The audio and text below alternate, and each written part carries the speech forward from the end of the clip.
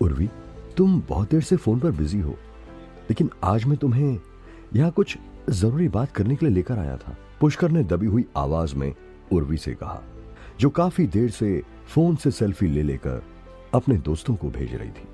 अरे तो बोलो ना, मुझे कान से सुनना है, आंखों से थोड़ी ना। उर्वी ने फिर से कॉफी मग के साथ सेल्फी लेते हुए कहा, जो कि अभी अभी वेटर ने उसके सामने लाकर रखा था, जिसमें ब्रेकफास्ट के लिए कुछ प्लेट्स भी थी।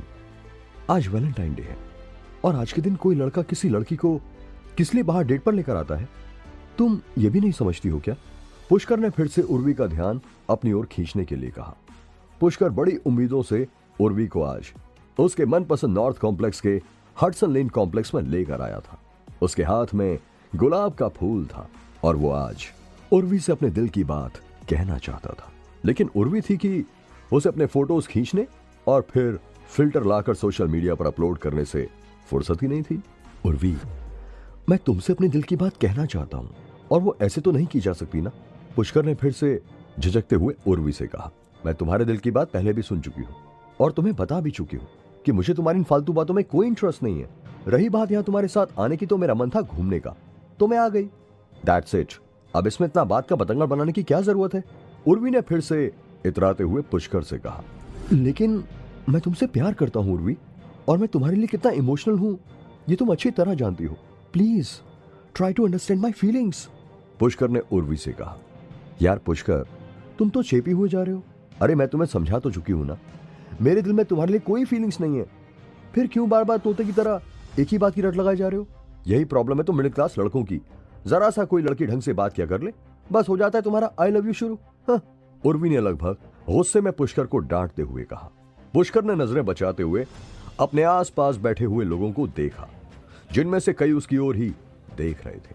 ठीक है, लेकिन इसमें ये मिडिल क्लास की बात कहां से आ गई? और पहले तो तुम मुझसे अभी तक पुष्कर की बात पूरी भी नहीं हुई थी। कितने में ही उर्वी ने उसे हाथ दिखाते हुए रोक दिया और कहा, क्यों बात नहीं है मिडिल क्लास की? मैं जब से तुम्हें जानती हूं तब से तुम बस में या मेट्रो में धक्के खाते हो। अरे सोचो, अगर मैं तुमसे दोस्ती करूंगी तो मैं भी ऐसे ही ट्रैवल करूंगी। तुम्हें पता है मेरी सैंडल 4500 की है, इतने में तो तुम्हारे सारे कपड़े आ जाएंगे। वो क्या कहते हैं, इंसान को अपनी औकात के हिसाब से पैर फैलाने चाहिए, something like that. Hope you got it now. तुम मेरी बेइज्जती कर रही हो उर्वी।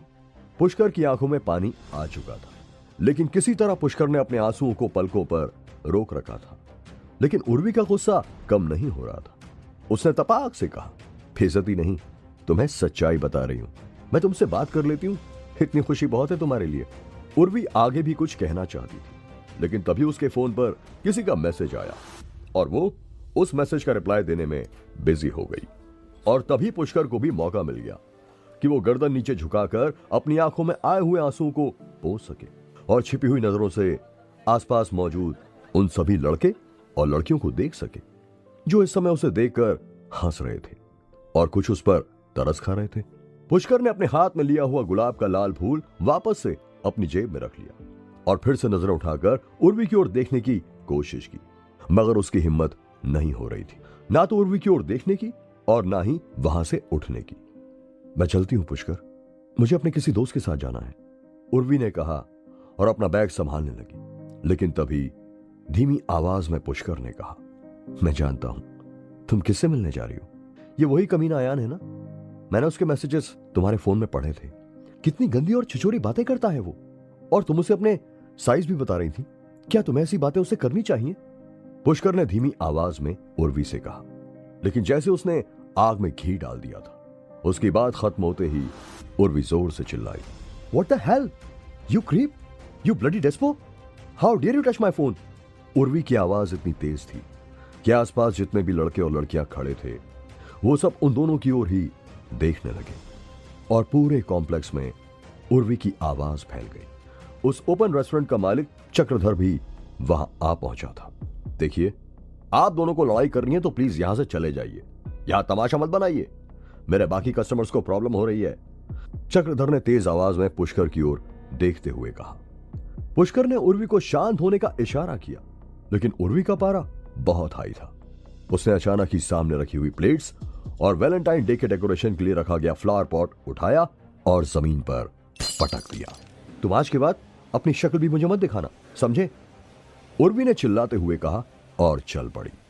पुष्कर भी उर्वी के पीछे पीछे चलते हुए चिल्लाया, उर्वी रुक जाओ, रुक जाओ, तुम मुझे गलत समझ रही हो। पुष्कर दौड़ते हुए उर्वी के पीछे जाने के लिए आगे बढ़ा ही था कि तभी चक्रधर ने उसका हाथ पकड़कर खींच लिया और चिल्लाते हुए कहा, अरे तू कहां जा रहा है बे? ये जो सामान टूटा है उसका पैसा तेरा बाप देगा। तमीज से बात करो, तुम ऐसे कैसे बात कर रहे हो मुझसे? पुष्कर ने अपना हाथ चक्रधर से झड़कते हुए कहा, तमीज के साथ ही ऐसा चाटा मारूंगा ना, अकल ठिकाने आ जाएगी तेरी। साले 1.5 पसली तू सिखाएगा मुझे तमीज? पैसे निकाल मेरे। चक्रधर आगे बढ़ा और पुष्कर को गले से पकड़कर बोला। आसपास के सभी लोग पुष्कर का तमाशा बनते हुए देख रहे थे। लड़की पटाने चले हैं और जेब में 2 आने नहीं होते तुम जैसों के। तू यहां से जाएगा नहीं जब तक मेरे पैसे नहीं देगा, समझा?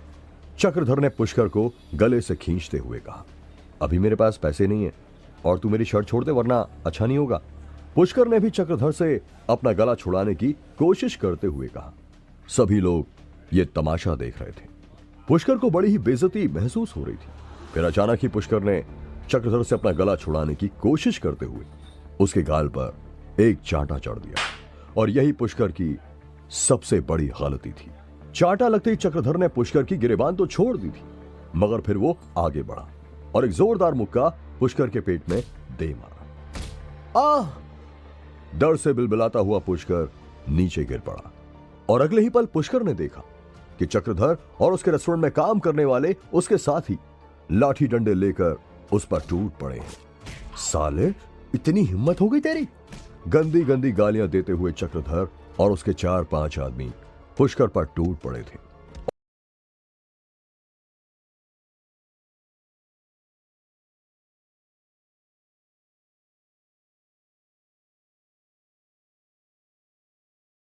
पुष्कर पर टूट पड़े थे और पुष्कर को बुरी तरह से मार रहे थे। वहां मौजूद सभी लोग पुष्कर को ऐसे पीटते हुए देख तो रहे थे, पर उनमें से किसी में भी इतनी हिम्मत नहीं थी कि वो आगे बढ़कर उसे बचाने की कोशिश भी करे।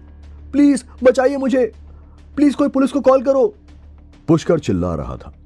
लेकिन जैसे सभी बुत बने हुए उसकी ओर देखे जा रहे थे और तभी पुष्कर के चेहरे पर चक्रधर के आदमी ने जोर से लात मारी, जिससे पुष्कर के मुंह से तेजी से खून बहने लगा। साले, मुझ पर हाथ उठाएगा तू? इतनी हिम्मत हो गई तेरी? ये आखिरी शब्द थे जो पुष्कर के कानों में पड़े और उसके बाद उसकी आंखें बंद होने लगी थी। धुंधली आंखों से वो उसी फूल को निहार रहा था जो वो उर्वी को देने के लिए लाया था और अब वो उन लोगों के पैरों के नीचे कुचला जा चुका था। आसपास के सीसीटीवी की रिकॉर्डिंग हटा दो और पुलिस को कॉल कर दो। कह देंगे कि वैलेंटाइन डे के दिन लड़की के चक्कर में 2 ग्रुप की लड़ाई हो गई, बाकी हमें नहीं पता किन लड़कों ने इसे मारा है।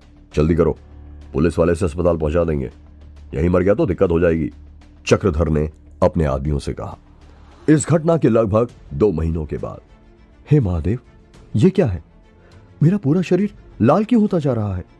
ओह नहीं नहीं, क्या मैं जल रहा हूं? पुष्कर बाथरूम के शीशे के सामने खड़ा हुआ अपने शरीर को लाल रंग में बदलते हुए देख रहा था।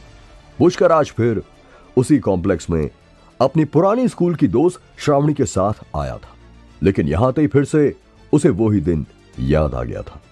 पुष्कर का मन इतना दुखी था कि वो भागकर टॉयलेट में आकर छुप गया, लेकिन जैसे ही पुष्कर ने बाथरूम के मिरर में अपना चेहरा देखा तो वो शॉक हो गया। अचानक ही उसे अपने शरीर में एक अलग ही प्रकार का बदलाव देखने को मिल रहा था। सांप, सांप, उफ, नहीं मुझे छोड़ दो, कहां से आए हो तुम? ये क्या हो रहा है मुझे? अचानक ही पुष्कर को अपनी छाती और नाभि से 2 सांप निकलते हुए दिखाई दिए, जिनमें से काले और एक नीले रंग का था। ओम ओम ओम, ये शब्द पुष्कर के मुंह से ही निकल रहे थे, मगर आवाज उसकी नहीं थी। तेजी से फुंकार मारते हुए वो दोनों सांप उसकी आंखों के सामने नाचने लगे। ये क्या हो रहा है मुझे? तुम कौन हो? मुझे बताओ प्लीज, क्या तुम्हें मेरे महादेव ने भेजा है? पुष्कर महादेव का भक्त था, लेकिन उसने ये कभी नहीं सोचा था कि एक दिन उसके शरीर में इतने खौफनाक बदलाव के साथ साथ उसके अंदर से ओम की ध्वनि भी आने लगेगी। बाहर से दरवाजा पीटने की जोर जोर से आवाज आ रही थी। ये श्रावणी की आवाज थी जो जोर जोर से चिल्लाते हुए कह रही थी, पुष्कर क्या हो गया तुम्हें? क्या तुम्हारे अंदर हिम्मत नहीं है? ऐसे छुपकर भागने से तुम्हें कुछ हासिल नहीं होगा। उधर बाथरूम के अंदर पुष्कर शीशे के सामने खड़ा था और अपने शरीर पर उभर रहे नीले और काले रंग के बेहद डरावने सांपों की ओर देख रहा था। पुष्कर ने मिरर में देखा कि उसकी आंखें लाल हो चुकी थी, जैसे कि उनमें किसी ने खून की बूंदें डाल दी हो। उसके दिल की धड़कनें तेज होती जा रही थी, पैर कांपने लगे थे। और हो भी क्यों ना, अपने शरीर पर ऐसे डरावने सांपों को देखकर कौन चीख पुकार नहीं करने लगेगा। फिर अचानक ही पुष्कर की आंखें फैलने लगी और उसने देखा कि उसके दोनों कंधों पर वो दोनों सांप फन उठाए सामने की ओर ही देख रहे थे। पुष्कर सामने के मिरर में उन सांपों को अपनी ओर देखते हुए देखकर बुरी तरह से डर रहा था। पुष्कर, तुम बाहर आते हो या मैं सिक्योरिटी को बुलाकर इस गेट को तोड़वा दूं?